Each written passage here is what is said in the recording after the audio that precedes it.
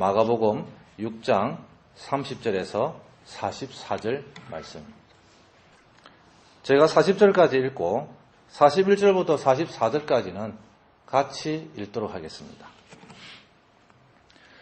사도들이 예수께 모여 자기들이 행한 것과 가르친 것을 낱낱이 고하니 이르시되 너희는 따로 한적한 곳에 가서 잠깐 쉬어라 하시니 이는 오고 가는 사람이 많아 음식 먹을 겨를도 없음이라. 이에 배를 타고 따로 한적한 곳에 갈새 그들이 가는 것을 보고 많은 사람이 그들인 줄 안지라. 모든 거울로부터 도보로 그곳에 달려와 그들보다 먼저 갔더라. 예수께서 나오사 큰 무리를 보시고 그 목자 없는 양 같음을 인하여 불쌍히 여기사 이에 여러 가지로 가르치시더라. 때가 저물어가매 제자들이 예수께 나와 여짜오되 이곳은 빈들이요 날도 저물어가니 무리를 보내어 두루 총과 마을로 가서 무엇을 사 먹게 하옵소서. 대답하여 이르시되 너희가 먹을 것을 주라 하시니 여짜오되 우리가 가서 200데나리온 떡을 사다 먹으리이까. 이르시되 너희에게 떡 몇 개가 있는지 가서 보라 하시니 알아보고 이르되 떡 5개와 물고기 2마리가 있더이다 하거늘 제자들에게 명하사 그 모든 사람으로 때를 지어 푸른 잔디 위에 앉게 하시니 같이 읽겠습니다. 때로 100명씩 또는 50명씩 앉은지라. 예수께서 떡 5개와 물고기 2마리를 가지사 하늘을 우러러 축사하시고 떡을 떼어 제자들에게 주어 사람들에게 나누어 주게 하시고 또 물고기 2마리도 모든 사람에게 나누시며 다 배불리 먹고 남은 떡 조각과 물고기를 12바구니에 차게 거두었으며 떡을 먹은 자는 5,000명이었더라. 아멘. 기도하겠습니다. 거룩하신 하나님 아버지, 아름다운 이 날을 허락하여 주시고 또 저희들에게 하나님 말씀을 들을 수 있는 귀와 마음을 허락하여 주시고 또 눈을 보게 하심을 감사를 드립니다. 늘 삶을 살아가면서 하나님의 은혜를 많이 받았으나 남들에게 은혜 끼치는 부분은 지극히 적은 줄 압니다. 하나님 저희들에게 성령의 놀라우신 은혜를 베풀어 주셔서 하나님의 사람으로서 하나님 말씀에 순종하며 행하는 귀한 은혜를 내려 주시옵소서. 이 시간 하나님 말씀을 선포합니다. 인간의 마음으로 선포되는 것이 아니고 하나님의 아버지의 마음으로 선포되어지는 말씀이 되어지게 하시고 성령 하나님 역사하여 주옵소서. 예수님 이름으로 기도드리옵나이다. 아멘. 오늘 설교 제목은 주는 열풍입니다. 2011년도에 스마트폰이 나왔습니다. 이 스마트폰이 나오자 처음엔 가격이 비싸니까 있는 사람만 스마트폰을 가지는 그런 시기였습니다. 지금에 와서는 어린이로부터 시작해서 성인에 이르기까지 스마트폰이 없는 사람이 없습니다. 그 2011년 그 해에 스마트폰이 출시되고 나서 바로 아이패드라는 것이 또 나왔습니다. 참 뜨거운 열기로 이런 스마트폰 통해서 여러분들이 잘 아는 카카오톡, 카카오 스토리, 요즘에 또 스마트폰을 통해서 메신저로 전화도 걸고 아주 이런 기기를 통해서 붐을 일으키는 그런 시대가 펼쳐졌습니다. 그런데 최근에 몇 개월 안 됐습니다. 그 스마트폰 안에 앱이 하나 깔리는데요. 이 앱을 무료로 주는 게임 앱이 하나 있는데 그 게임이 포켓몬 게임이었습니다. 요즘에 보면 저 롱비치나 또는 해안가나 쇼핑몰 아주 괜찮은 유명한 곳에 가면 다들 스마트폰을 켜고 그 포켓몬 앱을 다운로드 받은 사람들이 그것을 보고 포켓몬을 잡으러 다니는 그러한 붐이 지금 일어나고 있습니다. 이 붐이 한국과 일본과 그리고 중국과 미국 지금에 와서는 전 세계에 알려져서 뜨거운 열기를 띠고 있습니다. 제가 이 열풍에 대해서 사전을 한번 찾아보니까 이 열풍은요, 기상현상으로 몹시 사납고 거세게 부는 바람을 의미합니다. 어떤 것의 붐이 일거나 또는 대세가 되었을 때에 이를 비유해서 열풍이 분다라는 말을 사용한다고 합니다. 오늘 성경에도 열풍이 불고 있었습니다. 이 열풍은 예수님의 제자들, 즉 사도들을 통하여 오늘 본문에 가난한 자들에게 복음을 전하고 병을 고치고 배고픈 자들에게 먹을 것을 주고 예수님이 하나님의 아들이라는 소문을 통해서 예수님을 만나기 위해 하나님의 아들이라는 말씀을 들으려는 열풍이 일어났습니다. 오늘 이 본문은 사복음서에 모두 등장하는 기적 이야기입니다. 여러분들이 잘 아시는 오병이어의 기적입니다. 예수님께서는 12제자를 여러 마을로 보내셔서 복음을 전하고 질병을 고치는 임무를 주셨습니다. 제자들의 첫 사역은 꽤나 성공적이었나 봅니다. 예수님께서는 사역을 감당하느라 지친 제자들에게 휴식의 시간을 주기를 원하셨습니다. 그래서 그들과 함께 배 타고 외딴 곳으로 떠나셨습니다. 그런데 어떻게 알았는지 많은 사람들이 육로의 지름길을 통해서 예수님의 일행이 도착하기도 전에 먼저 그곳에 찾아와 기다리고 있었습니다. 요즘 세계 곳곳에 포켓몬 열풍이 부는 것처럼 갈릴리 인근에 예수 열풍, 거기에다가 제자 열풍이 더하여 불기 시작했습니다. 예수님과 제자들에게는 휴식이 절대적으로 필요했습니다. 그러나 모여든 무리가 엄청 많아서 결코 그들을 마다하지 않았습니다. 오히려 그들을 목자 없는 양같이 불쌍히 여기셨습니다. 그래서 기쁜 마음으로 진리를 가르치셨습니다. 마태복음이나 누가복음에는 질병에 시달리는 사람들을 고쳐주셨다라고 말씀합니다. 군중들은 날이 저무는 줄도 모르고 예수님의 말씀에 귀를 기울였습니다. 제자들이 잠시 저녁 식사를 위한 휴식 시간을 갖자고 예수님께 건의를 드렸습니다. 사람들로 하여금 각자 흩어져서 저녁 끼니를 해결하도록 근처 마을로 보내는 것이 좋겠다라고 이야기를 했습니다. 그러자 예수님께서는 제자들에게 이해할 수 없는 말씀을 던집니다. 오늘 보면 37절을 보면 이런 말씀을 합니다. 너희가 먹을 것을 주어라. 제자들은 그 순간 당황했습니다. 그곳에 모인 사람 수가 어림짐작으로 남자만 5,000명이라고 했고 여자와 아이들까지 다 합하면 약 2만 명 정도는 좋게 되었을 것이다 라고 합니다. 그곳에 모인 사람들은 떡 한 조각만 주려고 해도 약 200데나리온 정도 큰 돈이 필요했다고 얘기합니다. 그런 생각에 제자들은 머뭇거렸습니다. 예수님께서 또 말씀하셨습니다. 38절에 너희에게 떡 몇 개가 있는지 가서 보라. 제자들은 예수님의 말씀을 따라 떡을 가진 사람이 있는지 알아보았습니다. 요한복음 6장에 보니까 그때 한 아이가 떡 5개와 물고기 2마리를 가지고 있었다고 합니다. 아마 어머니가 싸주신 도시락을 제자들 앞에 내어놓았던 것이 아닌가. 떡 5개와 물고기 2마리를 어린 아이로부터 전해받은 예수님은 제자들에게 명하셔서 사람들을 100명씩 50명씩 때를 지어서 앉게 하셨습니다. 그리고 오병이의 도시락을 축사하신 후에 제자들에게 나누어 주었습니다. 어느 누구도 예수님께서 무슨 일을 하시는지 이해하지 못했습니다. 그런데 제자들이 음식을 나누기 시작하면서 여기저기에서 감탄사가 터져 나왔습니다. 이 감탄사가 무엇이겠습니까? 와 하고 감탄을 저지르지 않았겠습니까?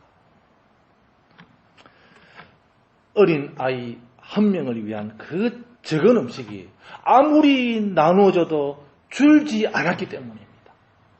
마침내 그 많은 사람들이 모두 배불리 먹고도 남은 음식이 12강주리에 가득 찼다고 했습니다. 이 놀랍고 풍성한 기적 이야기가 담고 있는 여러 가지 메시지 중에서 저는 예수님께서 제자들에게 던지신 한마디 말씀에 집중하기를 원합니다. 너희가 그들에게 먹을 것을 주어라. 바로 주는 열풍입니다. 예수님은 사역을 홀로 감당하지 않으셨습니다. 제자들을 통해 복음을 전해주는 동력자로 세워주셨고 더 나아가 한 아이가 가진 작은 것을 사용하셔서 하나님의 사역을 펼치셨습니다. 여러분, 오병이어로 그렇게 많은 사람을 먹을 수 있는 분이시라면 오병이어가 없더라도 돌을 떡으로 만들 수 있지는 않았을까요? 아마 추측건데 혹 제자들이 예수님께 돌을 떡으로 만들어 군중들에게 나누어 주어서 배고픔을 해결해 주는 것이 어떻겠냐고 말하지 않았을까요? 그러나 예수님께서는 이전에 돌로 떡을 만들어 보라는 사탄의 유혹을 물리치셨습니다. 그러나 이번에는 그렇게 하지 않으셨습니다. 예수님께서는 제자들을 통하여 그리고 군중들 중에 한 아이가 가지고 있는 작은 것으로부터 제자들에게 주고 제자들은 예수님에게 가져와서 예수님의 손으로부터 축사하셔서 오병이의 기적을 통해 많은 사람들에게 먹을 수 있도록 하셨습니다. 예수님께서 말씀합니다. 너희가 그들에게 먹을 것을 주어라. 예수님께서는 오늘도 우리 중에 누군가가 가지고 있는 작은 것을 통해서 내어주는 열풍, 즉 하나님의 역사를 펼치시기를 원하십니다. 37절에 200데나리온이 나오는데요. 한 데나리온은 노동자의 하루 품삯이라고 합니다. 하루에 3끼를 먹을 수 있다라고 말합니다.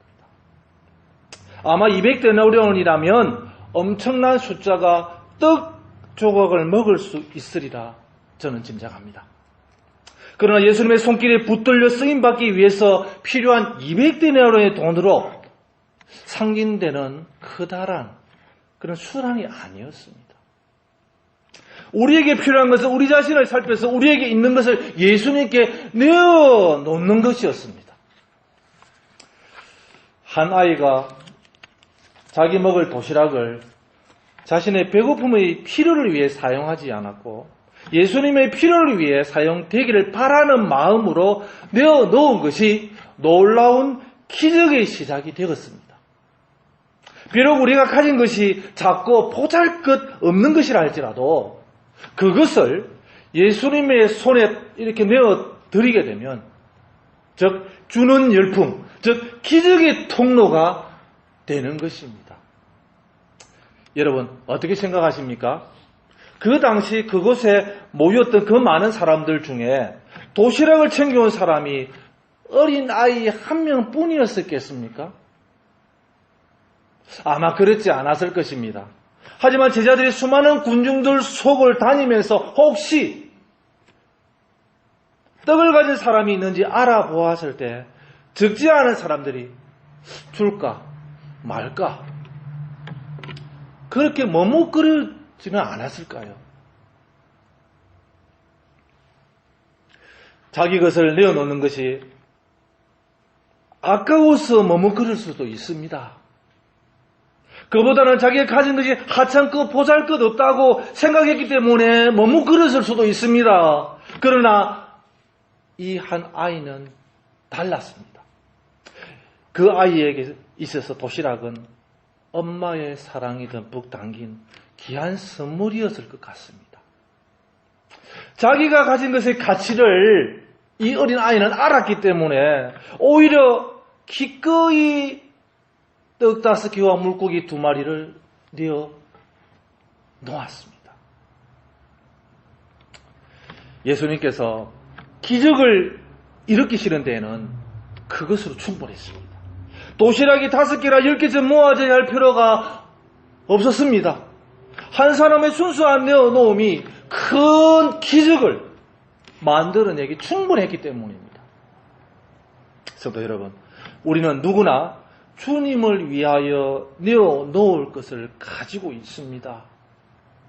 그런데 아까워서 내어놓지 못하는 사람도 없지 않습니다. 자기가 가진 것이 하찮은 것 같아서 기꺼이 내어놓지 못하는 사람도 적지 않습니다. 어떤 사람들은 말합니다. 나 같은 사람이 교회에 무슨 도움이 되겠어?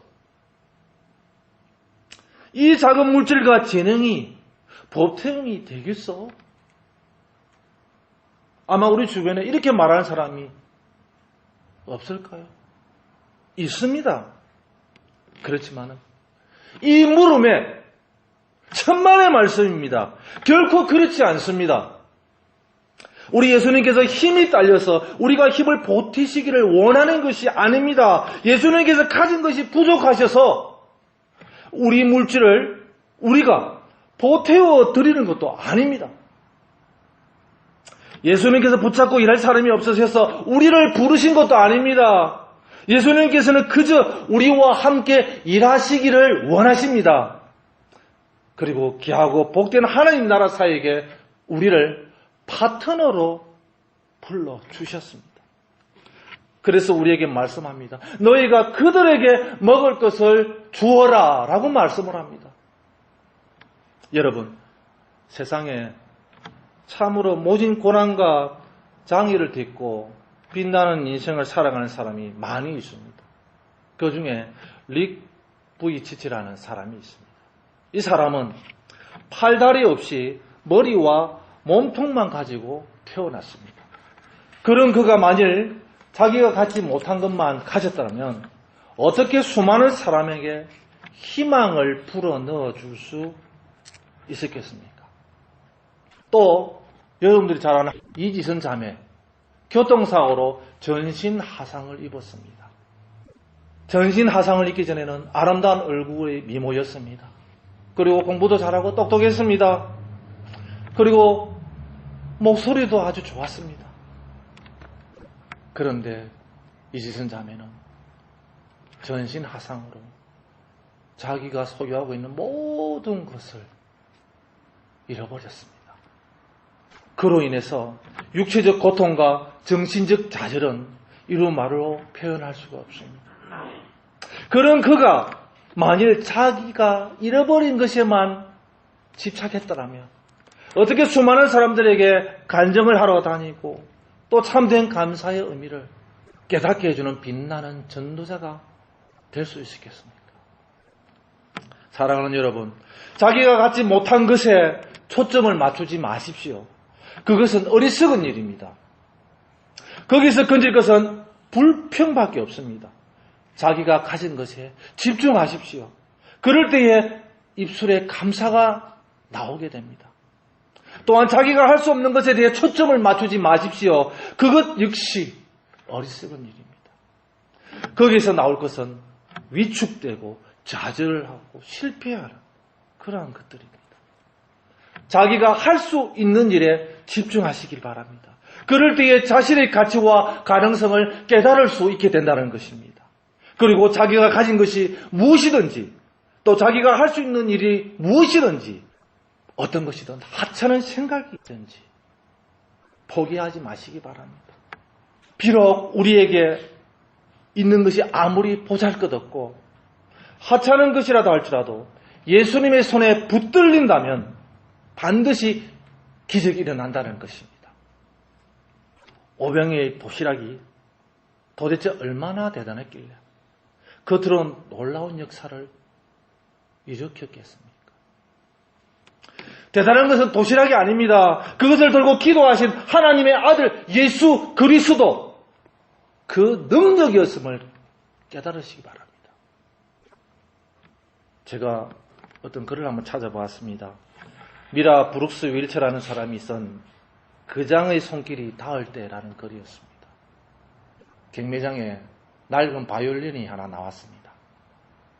$1의 경매가 시작되었는데 바이올린은 결국 $3에 낙찰되는 찰나에 어떤 한 노인이 나타나더니 바이올린 먼지를 탁 틀고 마치 보물을 다루듯 자기 손수건을 꺼내서 바이올린을 탁 닦고 줄을 탁 조여서 음정을 맞추었습니다. 그리고 그 한 노인은 바이올린을 들고 연주를 시작했습니다. 그 소리의 아름다움은 천사의 음악같이 그 자리에 모여있는 청중을 황홀하게 만들었습니다. 한 곡을 끝내고 노인은 감회에 젖은 음성으로 중얼거렸습니다.